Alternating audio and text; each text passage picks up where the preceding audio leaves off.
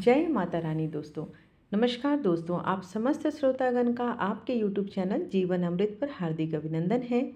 आज के वीडियो में आप श्रवण करेंगे माता सिद्धिदात्री के मंत्र, भोग, पूजा विधि तथा कन्या पूजन का महत्व। आइए पहले जानते हैं शारदीय नवरात्रि के 9वें दिन का मुहूर्त क्या है। 11 अक्टूबर 2024 शुक्रवार ब्रह्म मुहूर्त सुबह 4:49 से 5:37। सूर्योदय सुबह 6:26, सूर्यास्त शाम 6 बजे। अभिजीत मुहूर्त सुबह 11:50 से 12:36।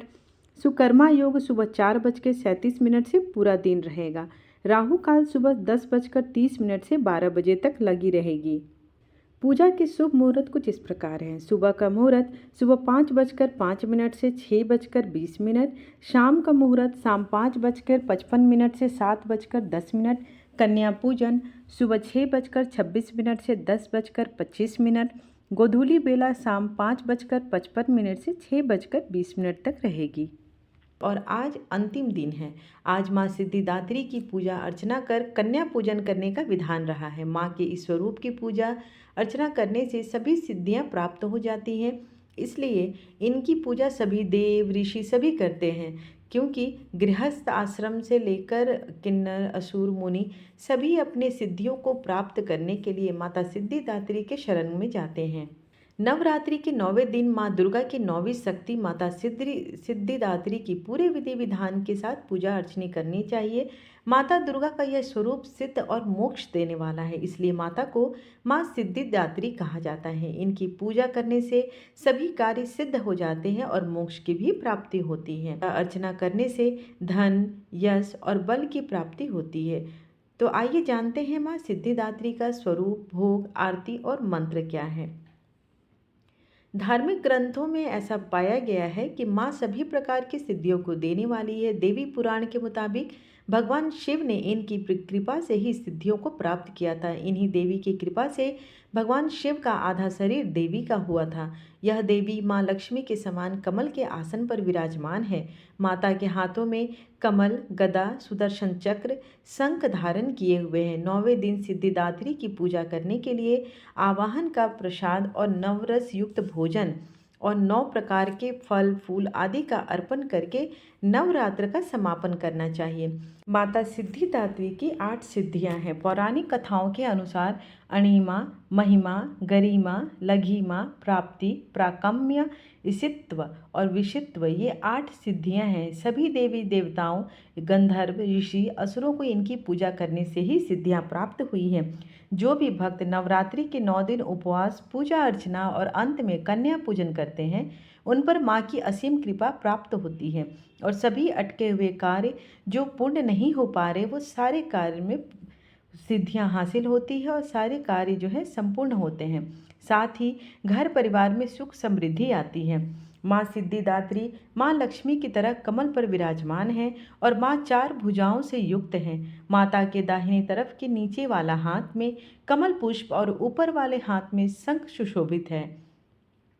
वहीं बाएं तरफ के नीचे वाले हाथ में गदा और ऊपर वाले हाथ में चक्र सुशोभित है। माँ दुर्गा इस रूप में लाल वस्त्र धारण की हुई हैं। 9वें दिन माता सिद्धिदात्री को हलवा, पूड़ी, काले चने, मौसमी फल, खीर और नारियल का भोग लगाया जाता है। माता की पूजा करते समय बैंगनी या जामुनी रंग पहनना अति शुभ माना गया। यह रंग अध्यात्म का प्रतीक माना जाता है।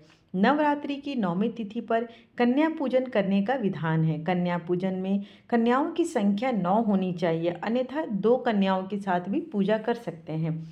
कन्याओं के साथ एक बटुक जरूर रखना चाहिए, क्योंकि भगवान शिव ने भगवती पुराण में ऐसा कहा है कि जहाँ जहाँ भी माता का शक्तिपीठ है, वहाँ वहाँ बटुक महाराज अर्थात भैरव जी को नियुक्त किया गया है माता की सुरक्षा के लिए।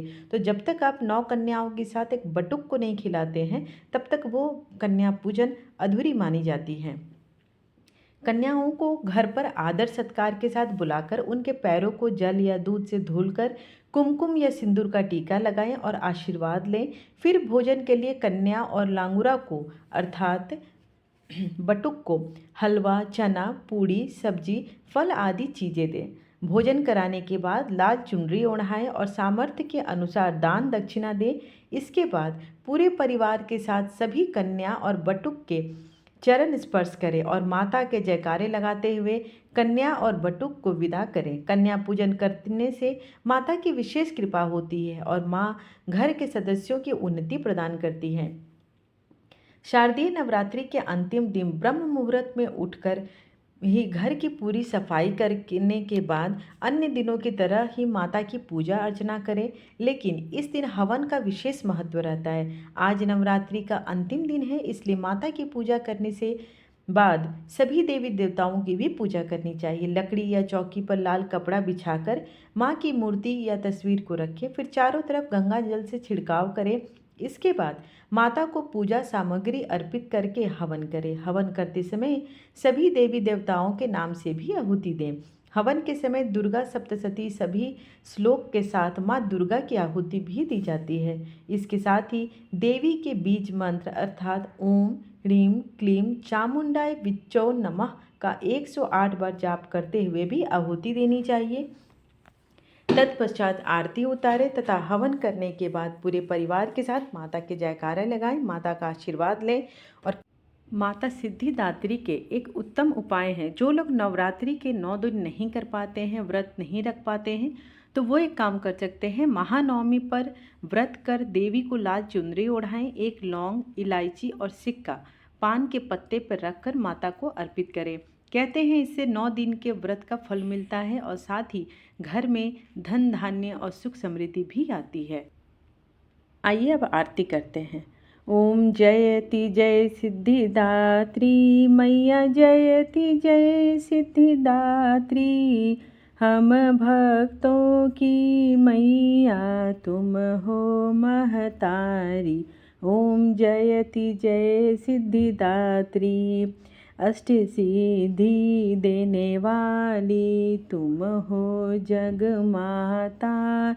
तुमसे कुछ ना असंभव, सब तुमसे आता। ओम जयति जय सिद्धिदात्री। ऋषि मुनि देव योगी नर सब गुण करे तुमरे। दुष्टों को माँ मारे, भक्तों का कल्याण करे।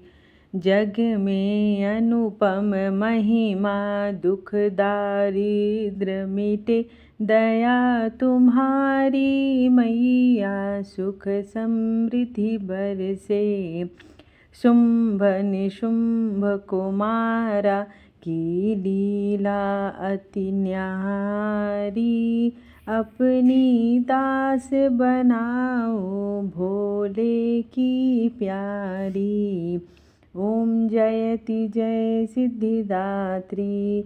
शंख चक्र गदा और पुष्प कमल तुझे सोहे। छवि माता की प्यारी, सबका मन मोहे।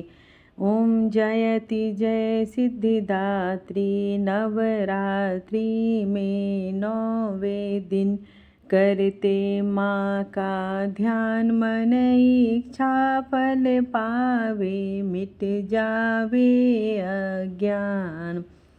माँ मेरे घर में विराजो, सदा सहारा बनो। बिगड़ी मेरी बनाना, मेरे मन में तुम बसो। जय माँ सिद्धिदात्री मैया, माँ सिद्धिदात्री की आरती। जो कोई मन गावे, सर्व सिद्धि वो पावे, मन नहीं घबराए। ओम जयति जय सिद्धिदात्री मैया, जयति जय सिद्धिदात्री। हम भक्तों की मैया तुम ही महतारी। ओम जयति जय सिद्धिदात्री।